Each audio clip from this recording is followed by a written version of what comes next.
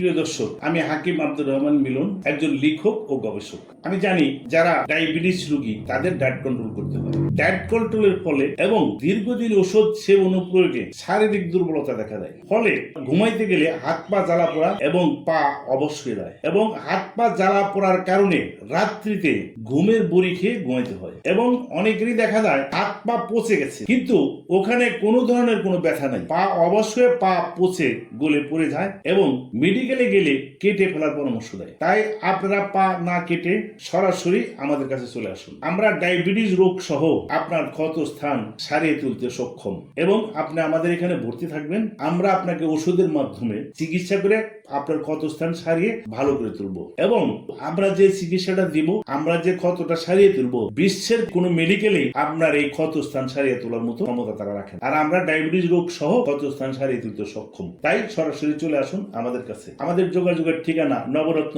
Unani medical, টেপরি বাজার, দৌলতপুর থানা, জেলা মানিকগঞ্জ। এবং স্ক্রিনে দেওয়া নাম্বারে ফোন করে যোগাযোগ করে আমাদের কাছে চলে আসুন। আপনারা ভালো থাকুন, সুস্থ থাকুন। আল্লাহ হাফেজ।